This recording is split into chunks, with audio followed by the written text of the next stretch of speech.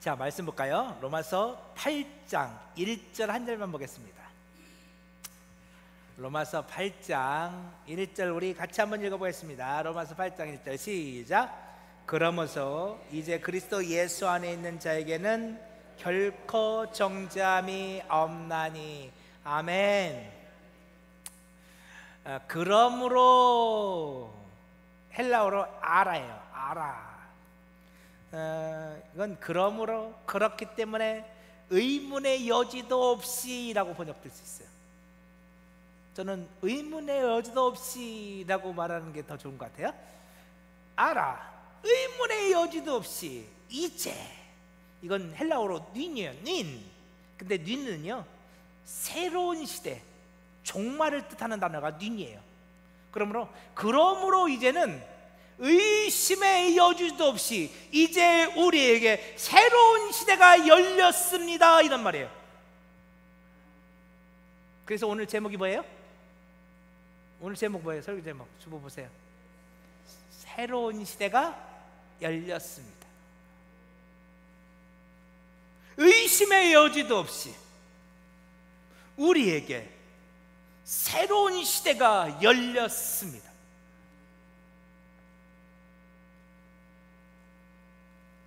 이 말씀을 이해하려면 로마서 7장 그 앞에 있는 말씀을 봐야 돼요. 자, 14절부터 볼게요. 로마서 7장 14절. 우리들이 과거는 어땠느냐? 14절. 우리가 율법은 신령한 줄 알거냐? 나는 육신에 속하여 죄 아래 팔렸도다. 여러분, 그 고대 바벨론의 벽화를 보면요, 유대인들이 바벨론 포로가 되어서 끌려가는 그 그림이 벽화로 지금도 남아 있어요. 근데 어떻게 끌려가느냐? 발가 벗겨졌어요. 온몸에 실오라기 하나 없어요. 남자든 여자든 발가 벗겨졌어요. 그들이 밧줄에 매어서 끌려가요. 근데 뒤에서 바벨론 군사들이 때려요.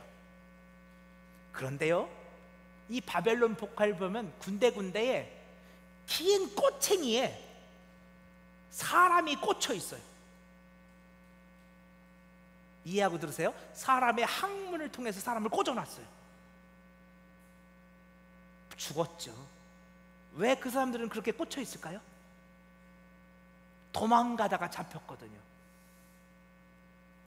포로가 되는 걸 싫다고 도망가다가 잡힌 사람들을 바벨론 군사가 꼬챙이로 그를 꽂혀서, 그리고 이렇게 들고 가요.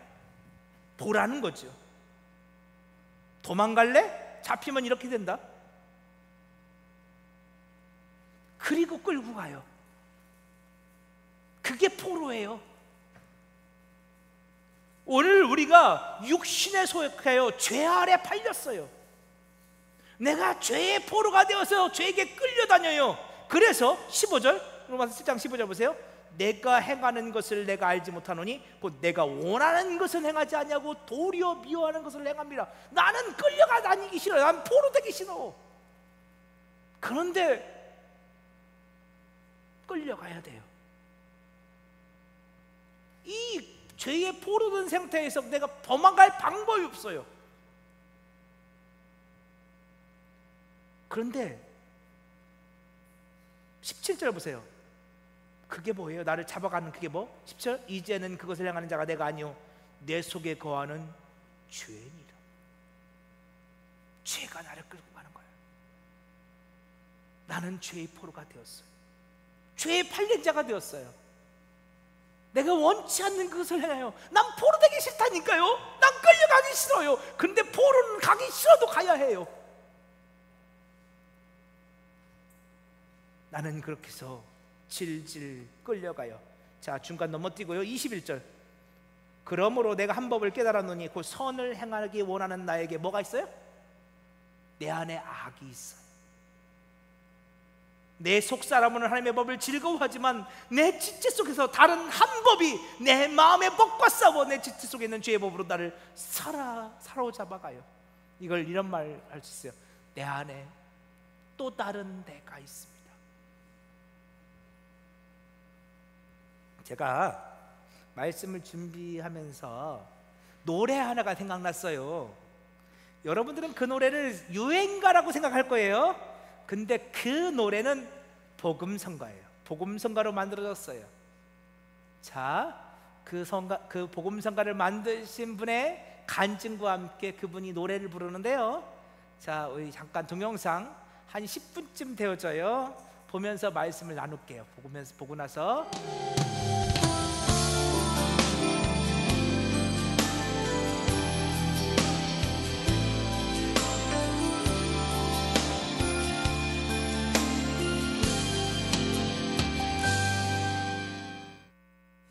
저는 원래 예수님을 믿던 사람이 아니고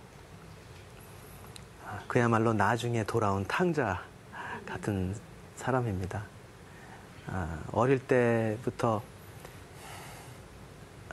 그림을 그리기 시작해서 오로지 예술가가 되겠다는 마음으로 청소년기를 보내고 대학에 들어가서 미술학도로서 지내다가 어느 날 우연히 어느 라이브 카페에서 열린 그 아마추어 컨테스트에 나갔다가 제가 거기서 1등을 하면서 거기서 노래를 하게 됐습니다. 아르바이트로.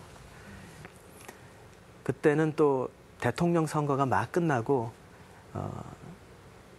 다시 그 민주화가 될 걸로 기대했는데 그러지 못했고 그 군사 정권이 연장될 수밖에 없는 상황이었어요. 그때 저는 제 친구들 앞에서 내가 이제 운동권 음악을 해야겠다고 얘기를 했습니다.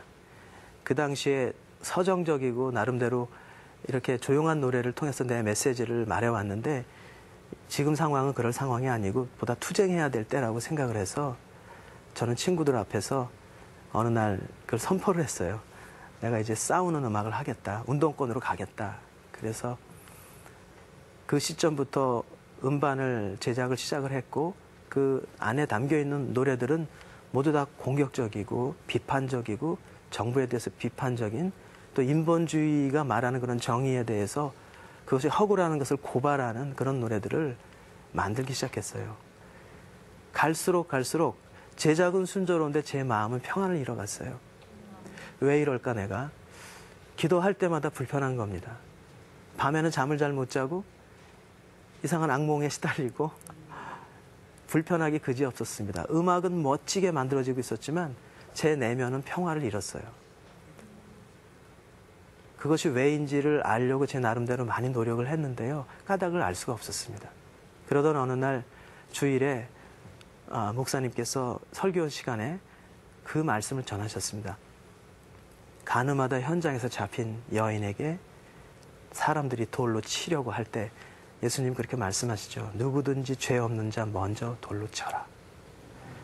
그 말씀이 저에게 주신 말씀이라는 강한 확신이 있었습니다. 그러나 이미 음반 제작은 거의 끝나가고 있었고 수천만 원의 자금이 들어간 그 제작을 멈추고 돌이킬 수는 없었어요. 너무 많은 고민을 했습니다. 하나님께 그렇게 항변도 했어요. 하나님, 이거 좀 필요한 음악 아닙니까? 이거 당위성 있지 않습니까? 이 나라 사람들에게 필요한 노래 아닙니까? 모두가 다 이걸 원하고 좋아하는데요. 근데 주님께서는 결론적으로 제게 그렇게 말씀하시는 거였어요. 네 손에 든 돌을 내려놔라. 네가 할 일이 아니야. 이렇게 말씀하시는 것 같았어요. 그 충격에 빠져서 그러면 이걸 어떻게 할까? 그 음반은 계약에 의한 것이기 때문에 안 내면 법적 문제가 발생합니다. 고민하면서 기도했을 때 하나님이 노래를 그러면 새로운 노래들을 주시겠습니까? 그런 기도 제목을 가지고 며칠을 기도했는데 어느 날 제 방에 앉아 있다가 노을이 지는 그런 날이었는데 창문을 제가 열었습니다. 밖에는 이제 막 3월 아직 그 새싹이 돋기 전이고 황량한 그런 야산의 풍경이 보였는데 마치 그 황량한 그 풍경이 내 안에도 있는 것 같아요.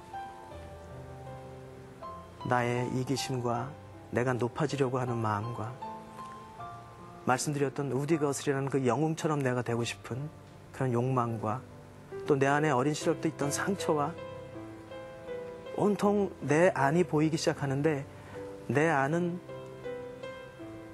나를 향한 그 모든 동기, 이기적 동기들이 나를 향해 있는 거였어요. 황량한 제 내면을 보면서 누군가 그 가운데서 피 흘리고 있는 것 같은 느낌.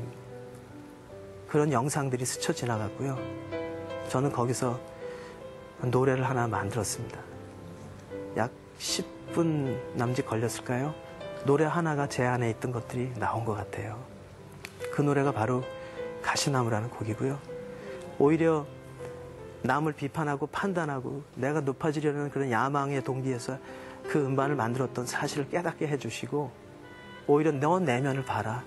남을 비판하기 이전에 너를 먼저 살펴라 라고 말씀하시는 것 같았고요. 저는 그 노래를 만들어 부르면서 한없이 울었습니다, 그날. 그리고 그 음반을 그 다음날 제 후배 피아니스트를 불러서 연습하고, 그리고 그 다음날 레코딩을 했어요. 또 계속해서 하나님께 다급한 기도를 드렸을 때 몇 곡의 노래를 정리하고 만들게 해주셨어요. 그리고 그 대여섯 곡의 노래가 바뀌면서 그 음반의 방향은 비판하고 공격하고 시대를 풍자하고 그런 것이 아니라 오히려 나를 성찰하고 나를 반성케 하고 우리가 얼마나 무가치한 존재인지, 예수가 없으면 살 수 없는, 우리가 어떤 곤경에 빠져 있는 상태인지를 하나님이 보여주시는 노래가 된 거예요. 그 노래는 제 삶의 터닝 포인트고 제 음악의 전환점입니다. 그때부터 저의 음악 사역은 시작이 됐어요.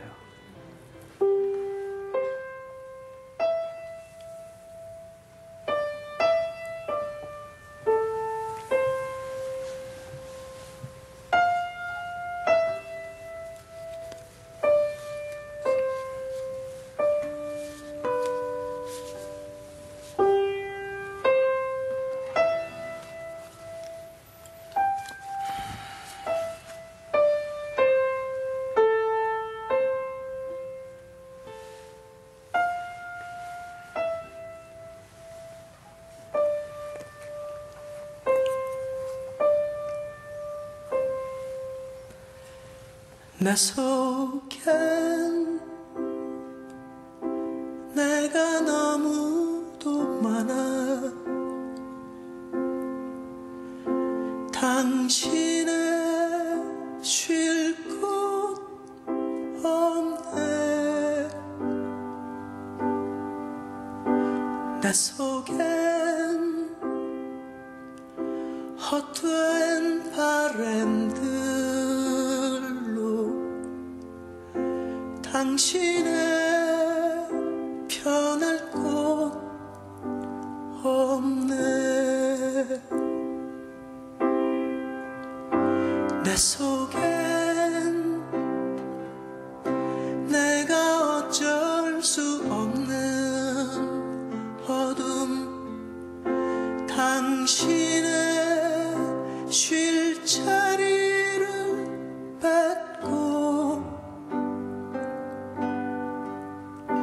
내 속엔 내가 이길 수 없는 슬픔, 무성한 가시나무 숲 같네. 바람만 불면 그 메마른 가지 서로 부대끼며 울어대고 쉴 곳을 찾아 지쳐 날아온 어린 새들도 가시에 찔려 날아가고 바람만 불면 외롭고 또 괴로워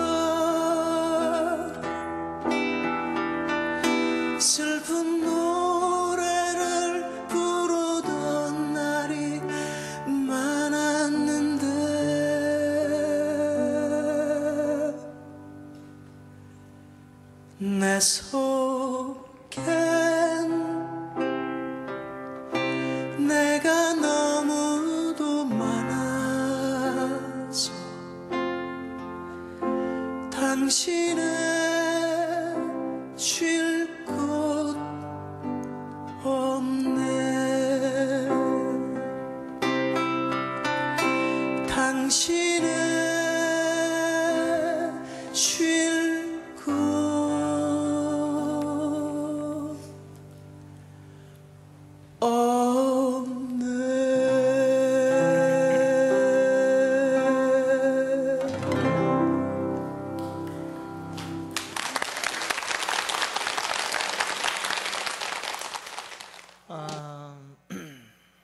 내 속에 또 다른 내가 있습니다. 수많은 내가 있죠. 지금 저분이 목사님이 되셨습니다. 하덕기 목사님. 그는 자신 안에 있는 자신의 모습들을 바라보면서 아파합니다. 내가 이런 사람이었군요. 가사를 좀 한번 볼까요? 내 속엔 내가 너무도 많습니다. 그래서 당신이 쉴 곳이 없습니다. 여러분, 여기서 말하는 당신은 누굴까요? 그렇죠? 다른 사람일 수도 있지만 예수님입니다. 내 안에 너무도 많은 사람들이 있어서 예수님이 내 안에 들어올 수가 없습니다. 예수님이 공간이 없습니다. 내 속에는 수많은 헛된 바램들과 또 내 속에는 나도 어쩔 수 없는 수많은 어둠들이 있습니다. 내 속에는 내가 이길 수 없는 슬픔이 있습니다. 내가 이길 수 없는, 난 포로입니다. 난 사로잡힌 자입니다. 내 안에는 수많은 상처와 헛된 바람들과 어둠들이, 슬픔이 있지만 나는 그것들을 이길 수 없습니다. 포로가 되어서 끌려가고 있습니다. 인생의 바람이 부는 어느 날, 그 바람에 부대껴 울어댑니다. 수많은 갈등과 미움과 다툼들이 찾아오고, 그리고 거기에서 그 가시에 찔리는 수많은 사람들이 생겨나고, 사실은 가장 많이 아픈 건 나죠. 그래서 오늘도 나는 울고 있습니다. 여러분, 딱 로마서 7장의 말씀이에요. 내 안에 수없이 많은 때가 있어요. 그럼 질문을 던져봐야죠. 그럼 진짜 나는 누구죠? 여러분, 김남현이라는 사람이 있습니다. 여러분 앞에 서 있는 이 강대상에 서 있는 김남현이 있을 수 있고, 집에 서 있는 권현주라는 여인의 남편으로 서 있는 김남현이 있을 수 있고, 또 저 세상에 나가서 누군가를 만나면서 나타나게 된 김남현이 있을 수 있고, 아니요, 혼자 있을 때 수많은 여러 가지의 고민과 갈등을 하고 있는 김남현이 있을 수 있습니다. 진짜 나는 누구죠?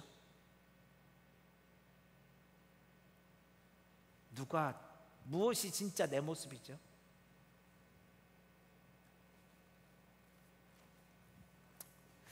자, 로마서 7장 계속 볼까요? 그래서요,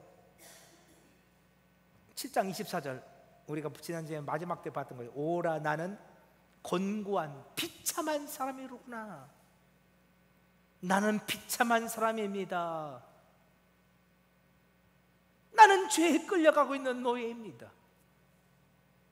이 사망의 몸에서 누가 나를 건져줄 수 있겠습니까? 수많은 내 모습이 있는데 내 안에는 나도 싫은 내 모습이 있습니다. 도망가고 싶습니다. 벗어나고 싶습니다. 나 이렇게 살고 싶지 않습니다. 그런데 나는 오늘 또 똑같은 그 모습을 하고 살고 있습니다. 나 이렇게 살고 싶지 않은데 말이에요. 오늘 또 죄의 노예가 되어서, 사망 권세의 노예가 되어서 내가 끌려가고 있습니다. 도대체 누가 나를 이 노예 상태에서 건져줄 수 있겠습니까? 자, 25절, 우리 주 예수 그리스도 말미암아 하나님께 감사하리로다. 하늘에서 음성이 들려옵니다. 하나님께 감사하십시오. 하나님께서 당신을 구원하시기 위해서 하나님의 아들 독생자 예수 그리스도를 당신을 위해 보내주셨습니다. 그 죄에 끌려가는 당신을 구원해 주시기 위해서, 진짜 당신의 모습을 회복시켜 주시기 위해서, 진짜 당신의 모습을 찾아주시기 위해서 하나님께서 당신의 아들을 당신에게 보내주셨습니다. 그래서 오늘 8장 1절에서 이렇게 되는 거예요. 그러므로 이제 의심의 여지도 없이 이제 당신에게 새로운 시대가 열렸습니다. 지난 날은 죄와 사망의 노예가 되어서 끌려가던 세월이었습니다. 벗어나고 싶었습니다. 도망가고 싶었습니다. 그런데 도망갈 수 없었습니다. 그런데 이제 새로운 시대가 시작되어지고 있습니다. 어떻게요? 그리스도 예수 안에 있는 자에게는 결코 정죄함이 없나니. 누구로 말미암아? 예수로 말미암아 당신에게 새로운 시대가 열렸습니다. 근데 여기서 문제가 하나 있어요. 그리스도 예수 안에 있는 자에게는 이렇게 말합니다. 여러분, 오늘 우리가 예수 안에 있을 수 있습니까? 어떻게 하면 예수 안에 있는 거죠?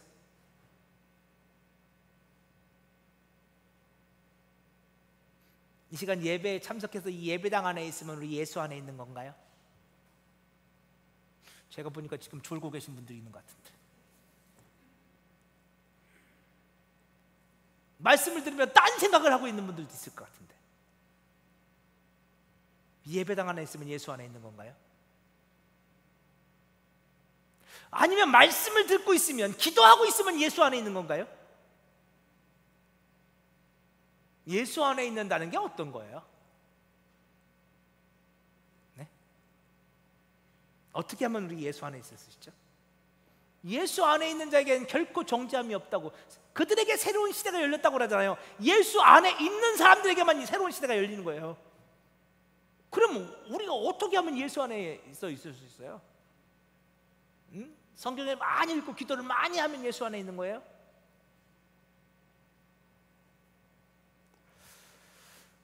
여러분, 요즘 우리가 이사야서를 새벽마다 보고 있어요.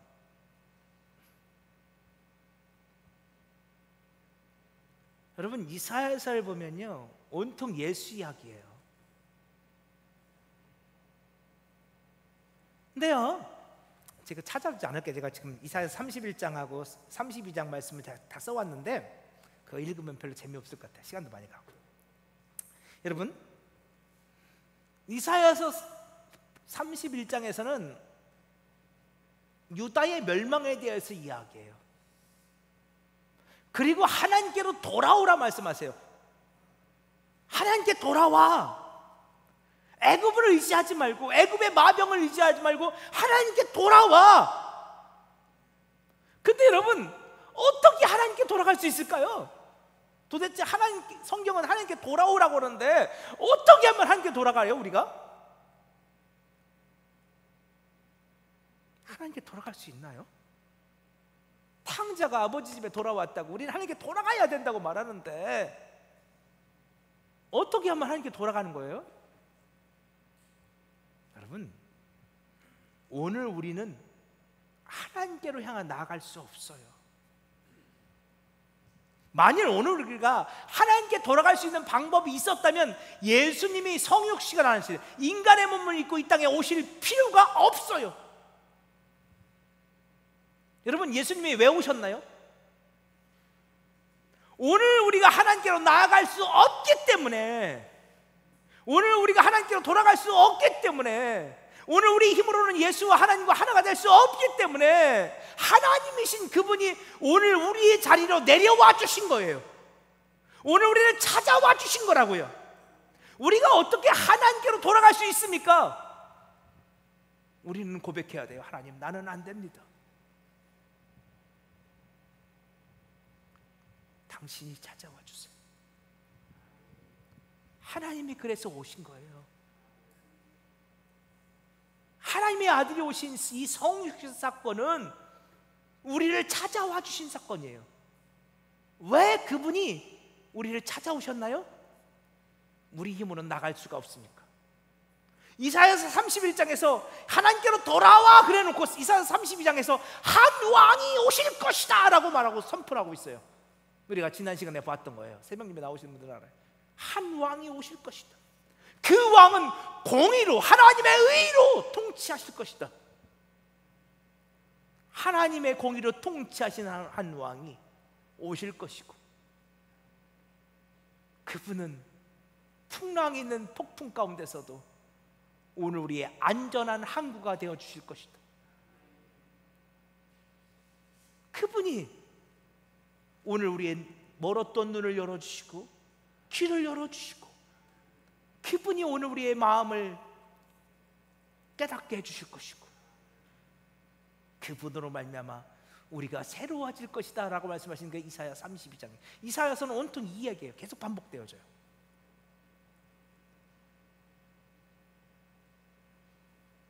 오늘 로마서 8장도 마찬가지. 예수 안에 있는 자에게는 결코 정죄함이 없습니다. 이제 그들에게는 새로운 시대가 열렸습니다라고 말해요. 그런데요, 문제는 오늘 우리의 힘으로는 내가 예수 안에 있을 수가 없다는 거예요. 그래서 하나님의 아들인 예수님, 그분이 우리를 찾아와 주시는 거예요. 오늘 우리의 인생의 새로운 시대는 하나님의 아들 예수가 우리를 찾아오신 그 사건을 통해서 시작되어지는 거예요. 로마서 8장은 우리에게 그것을 이야기하고 있어요. 자, 말씀 하나만 찾고 우리가 말씀 마칠게요. 오늘 말씀은요, 요한일서 4장 9절 보세요.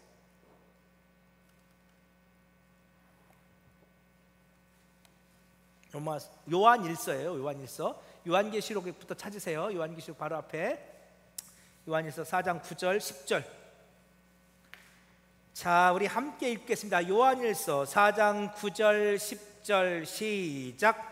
하나님의 사랑이 우리에게 이렇게 나타난 바 되었으니 하나님이 자기의 독생자를 세상에 보내심은 그로 말미암아 우리를 살리려 하심이라. 사랑은 여기 있으니 우리가 하나님을 사랑한 것이 아니요 하나님이 우리를 사랑하사 그 외대를 속하기 위하여 화목제물로 그 아들을 보내셨습니다. 하나님의 사랑이 우리에게 이렇게 나타났습니다. 하나님의 사랑이 어떻게 나타났어요? 하나님이 당신의 독생자를 우리에게 보내주셨습니다. 그 독생자의 오심이 하나님의 사랑이에요. 우리는 그분의 오심을 통해서 하나님과 하나가 될 수 있어요. 그분의 오심이 있었기 때문에 우리는 그분 안에 거할 수 있는 거예요. 하나님의 아들이 우리를 찾아와 주심으로 새로운 시대는요, 내가 뭔가를 해서 열려지지 않아요. 여러분 생각해 보세요. 아니, 바벨론 포로로 끌려가는 그 노예가 뭐래요? 잘못하다가는 잡혀서 그 꼬챙이에 꽂힐 수밖에 없다니까요. 아무것도 할 방법이 없어요. 그 노예들은요. 오늘 우리가 그와 같아요. 내가 죄와 사망에 질질 끌려가는 노예예요. 내가 뭘 할 수 있어요? 난 할 게 아무것도 없어요. 그런데 하나님께서 나를 살리시겠다고 당신의 아들을 보내시는 거예요. 그 아들을 나를 대신하여 죽이시는 거예요. 그 하나님의 오심을 통하여, 그 성육신 사건을 통하여 오늘 이제 우리에게 새로운 시대가 열려지는 거예요.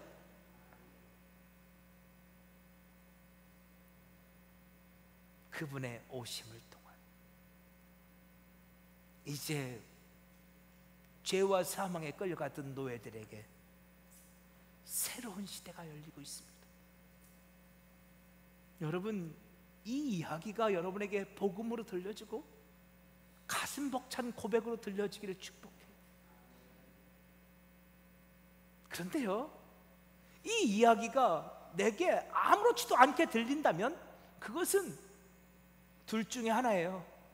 내가 죄와 사망의 노예가 돼본 적이 없거나, 혹은 내가 죄와 사망의 노예로 끌려가는 내 모습, 내가 지금 끌려가고는 있지만 그 모습을 내가 깨닫지 못하거나. 근데 모든 사람은 다 죄를 범한 죄인이에요. 모든 사람은 다 죄와 사망의 노예에 끌려가는 자들이죠. 그러니까 내가 죄와 사망의 노예가 돼본 적이 없다는 말은 성립되지 않아요. 우린 다 끌려가요. 우린 다 비참한 사람이에요. 문제는 뭔지 아세요? 그걸 내가 모른다는 거예요. 바리새인들이 나는 율법에 의로 흠이 없는 자라고 말하는 것처럼 말이에요. 나는 적어도 저 사람보다는 낫다고 생각하는 자기 의로 충만한 것처럼 말이에요.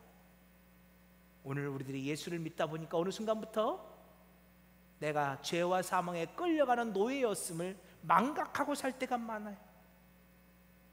그러니 그 죄와 사망 가운데서 나를 건져주시기 위해서 이 땅에 오신 예수 그리스도, 그분으로 말미암아 열려진 새로운 시대, 새로운 세계, 새로운 시간들, 그것에 대한 감격을 잃어버렸어요. 진짜 내가 죄와 사망의 노예였음을 아는 사람들은, 그리고 그런 나를 하나님께서 예수 그리스도를 보내셔서 구원하셨음을 깨달아 아는 사람들은 그 사실로 감격할 수 있어요. 그들은 고백하죠. 나 같은 죄인 살리신 주님의 은혜가 얼마나 감사한지, 주님의 은혜가 얼마나 감사한지. 오늘 저와 여러분 가운데 그런 믿음의 고백이 있어지기를 원합니다. 찬송가